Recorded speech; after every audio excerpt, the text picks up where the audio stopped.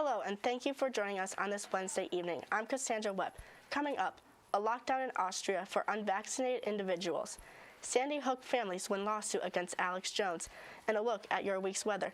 All this and more as PS News starts right now.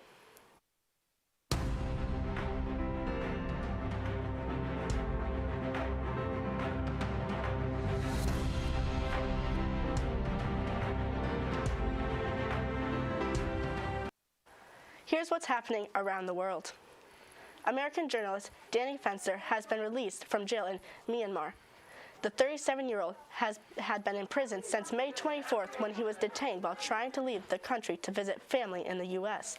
Then on Friday, a Burmese court found him guilty of circulating comments that cause fear or spread fake news and sentenced him to 11 years in prison. His release comes after former New Mexico Governor Bill Richardson engaged in face-to-face negotiations with Myanmar's Commander-in-Chief General Min Aung Hlaing while on a humanitarian trip there. The CEO of Frontier Myanmar, the outlet that employed Fenster, says he is already on an airplane heading to the U.S. According to the United Nations, about 47 of the 126 journalists that had been detained since Myanmar's military seized control of the country in February remain behind bars. Austria is beginning a mandatory lockdown on Monday for all of its unvaccinated residents. Nobody over the age of 12 who hasn't been vaccinated against COVID-19 is allowed to leave their houses except for a few limited reasons. There are spot checks around the country to make sure that nobody is out. Around 65% of the population in Austria is fully vaccinated. That's one of the lower rates in the European Union. Unvaccinated people are already excluded from entertainment venues, restaurants, and other parts of the public life in the country. Officials have declared a taxi explosion in Liverpool on Sunday a terrorist incident.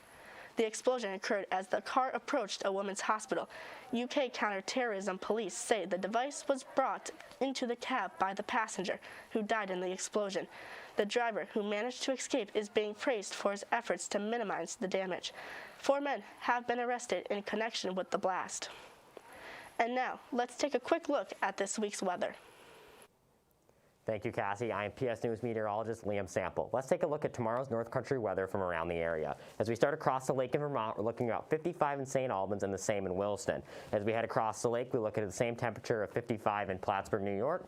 And as we head into western New York, we look at mid-40s in Dannemora and mid-40s in Osable Forks.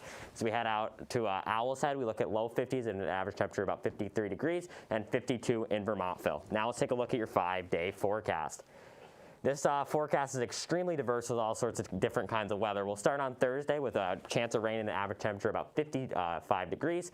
On Friday, it drops all the way down to 42 with partly sunny skies and a chance of snow. On Saturday, we look at mostly cloudy skies with an average temperature about 40 degrees. On Sunday, we're looking at about cloudy skies with a temperature of 44. And on Monday, we go all the way up to 47 with a chance of snow. For all you students driving home, please drive safe this weekend. And that's all for our weather outlook. We'll take a short break, and when we come back, we'll take a look at the news from around the nation. Thank you. Finney Sports has been serving its communities, local high schools, youth commissions, clubs, and other businesses since 1984. We specialize in trophies, screen printing, sporting goods, embroidery, office apparel, uniforms, hats, t-shirts, and more. Regardless of the size of your project, you will have the full participation and dedication of our design team. No job is too big or too small, keeping you involved every step of the way so that your vision is our design. Stop into Finney Sports or call us to see what we can do for you. Welcome back. Here's tonight's national news. House Minority Leader Kevin McCarthy says he called Representative Paul Gosar last week after the Arizona Republican made a violent post on social media. Gosar posted an animated video on Twitter showing him violently ambushing both Representative Alexandra Ocasio-Cortez and President Joe Biden. McCarthy, who had not publicly commented on the episode until Monday, did not directly condemn Gosar's behavior. He only noted Gosar had deleted the tweet after their conversation. House Democrats have introduced a resolution to censure Gosar over the video. It's unclear if or when it will receive a floor vote. Gosar is defending his actions. He said in a statement that he doesn't, quote, espouse violence or harm towards any member of Congress or Mr. Biden, and said the video was a symbolic portrayal of a fight over immigration policy. House Speaker Nancy Pelosi has urged the House Ethics Committee and law enforcement to investigate Gosar's action and for McCarthy to condemn them. Parents in Baltimore County are being told to coordinate other forms of transportation for their kids because of potential protests by bus drivers. School officials got word drivers were planning another call-out where drivers would call out sick. This is after last week when there was a massive call-out forcing county leaders to act fast and announce new incentives for drivers. New drivers would get $250 signing bonus. Referrals would earn $250 too. If drivers have perfect attendance, they'll get an extra $50, and they are working on paying existing drivers a retention bonus of $1,000 during winter and spring break. In nearby counties, drivers are getting $5,000 in incentives and bonuses. This has officials worrying their incentives are not enough, but they say they're doing everything they can to hire more drivers. Sandy Hook family suing InfoWars founder Alex Jones won a defamation case filed against them Monday. Connecticut Superior Court Judge Barbara Bellis cited Alex Jones' willful noncompliance with the discovery process as her reason for Monday's decision. The judge ruled that since Jones had not turned over financial data requested by Sandy Hook family plaintiffs, he loses his case by default. While Jones had previously claimed the Sandy Hook school shooting was staged, he has since acknowledged the shooting was real. A status conference is scheduled for Wednesday as the case is set to proceed to a hearing on damages owed to the Sandy Hook families. The Department of Homeland Security is changing how it hires cybersecurity specialists. The agency has launched a new talent management system where potential candidates can apply. The senior officials say DHS wants to hire the first 150 cybersecurity service employees in 2022. Throughout the agency, there are 1,500 cybersecurity vacancies. DHS has had issues recruiting and retaining talent in this field for the past decade. The new system is meant to modernize hiring and compensation. DHS says these roles won't be using the traditional federal pay scale. Instead, they will be competitive with what other employers are paying for these roles. PSTV's own Benny Nazai has provided us with the next story. Last month, he had the distinguished honor of meeting longtime NBC5 chief meteorologist Tom Messner, who will be retiring from the station after working there since 1990 at the end of the month. Here's Benny's story on the career of a local broadcasting legend. Now, NBC5 First Warning Weather with Chief Meteorologist Tom Messner. He's no stranger to WPTZ viewers. First thing in the morning. But after calling NBC5 his home for the last 31 years, longtime Chief Meteorologist Tom Messner is calling it a career at the end of next week. Big fish in a small pond is actually true. Throughout the years, Messner has found a sense of comfort in delivering the weather to Champlain Valley residents. One thing about doing weather here is we get everything. You know, we get the 4 seasons, we get great snowstorms to cover, we get our share of, thunderstorms, stuff like that, but very rarely here is it a matter of life and death, which allows you, I think, to be a little bit freer on TV. But when those rare life and death weather conditions do occur, palms may get a little sweaty. Butterflies might come around if something is happening that could be a real issue, because then it turns into a very serious situation. Which is why his message to future broadcasters is plain and simple. It's super important to be yourself on TV. I just find that if you're not who you are on TV, eventually it fails. I just think being yourself is huge. Messner is scheduled to do his final forecast on Friday, November 26th at 6 o'clock, where he'll be over at the Church Street Marketplace Christmas tree lighting over in Burlington. Reporting from the NBC5 studios in Plattsburgh, I'm Benny Nazai for CMM 458 News. When we come back, we'll have a quick look at your entertainment news. Stay tuned. Hi, I'm Cole Kajajian, and I am the CME Plattsburgh Film Club president. Here at the club, we tackle all aspects of film, from film production to film analysis. It's a place where we come together, have fun, and talk about movies we love.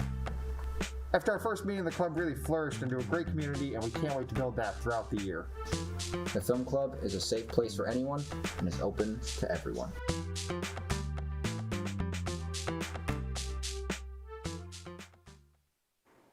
Welcome to PS Entertainment News. I'm Charlyn Garcia. More than 25 years after Pulp Fiction came out, the studio behind the cult classic film is suing director Quentin Tarantino.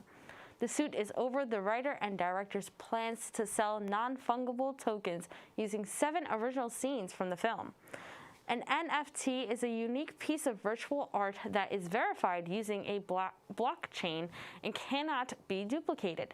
The NFTs Tarantino wants to sell include excerpts from his handwritten script and exclusive commentary.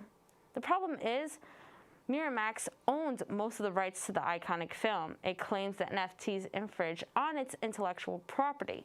The studio already sent out Tarantino a cease and desist letter after learning of his plan. Miramax says when he refused to comply, it's when the lawsuit was filed.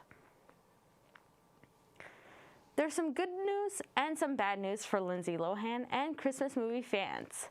The former child actress is set to star in a brand new holiday-themed romantic comedy on Netflix. That's the good news. The bad news, it's not coming out until next holiday season. Doesn't even have a name yet. And this pic Lohan tweeted is the only visual available to date, but a few details about the plot are getting out. According to Variety, Lohan plays an engaged hotel heiress who finds herself being taken care of by a handsome lodge owner after suffering amnesia during a skiing accident. Actors Cord Overstreet, Jack Wagner, and Olivia Perez are also part of the cast. Now, the second trailer for the newest Spider-Man film was released Tuesday. The Spider-Man No Way Home trailer confirms appearances from villains from the past movies, including Electro, the Green Goblin, and Dr. Octopus. It's the result of a spell gone wrong. Peter Parker was revealed to the world as Spider-Man in the last film. In this one, he enlists Doctor Strange's help in reversing that, but they accidentally opened the multiverse. Tom Holland returns as Spider-Man. Now, there's some speculation previous Spider-Man, Tobey Maguire, and Andrew Garfield will appear in this movie as well, but there's no sight of them in the trailers. Spider-Man No Way Home releases in theaters only on December 17th. Singer Harry Styles, known for his gender-fluid wardrobe and love of nail polish, has launched his own gender-neutral beauty brand. It's called Pleasing. True to the star's gender-neutral approach to fashion and beauty, the campaign models include men and women. The vegan and cruelty-free beauty brand currently has 6 products: 4 nail polishes, a dual roller ball, lip and eye serum, and a facial serum. Prices range from $20 to $75. The newly launched website for the line says they're available for pre-order online and will ship at the end of November. Styles told a magazine he worked on the line during the pandemic, and there are more products to come. Now from talking about one Harry to another, but this one is a wizard. Harry Potter, that is. This week marks the 20th anniversary of the first film, Harry Potter and the Sorcerer's Stone, hit theaters. The magical film series about witchcraft and wizardry had a total of 8 films over the span of 10 years, with the last one, Harry Potter and the Deathly Hallows Part 2, coming out in 2011. To celebrate this milestone, the cast of the film series is coming together for a reunion special. Daniel Radcliffe, Emma Watson, Rupert Grint, as well as the director of the first 2 Harry Potter films, Chris Columbus, and many more are confirmed to make appearances. But author and creator of the series, J.K. Rowling, who made controversial tweets last year about the transgender community, will not be participating in the reunion special. You can watch Harry Potter 20th Anniversary Return to Hogwarts beginning January 1st, 2022 on HBO Max.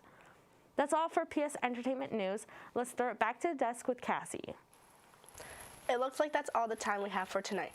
Be sure to check out the Plattsburgh State TV YouTube page to watch all our programming, including this broadcast. You can catch the latest episode of We're Live, produced by our own Bailey Delruba, tonight at 7:30 on our YouTube page. Now, whether you're watching from home or on the go, you can find PS News on social media at PS Newsroom and all our shows at Plattsburgh State TV. Thank you for watching. Have a good night, Plattsburgh.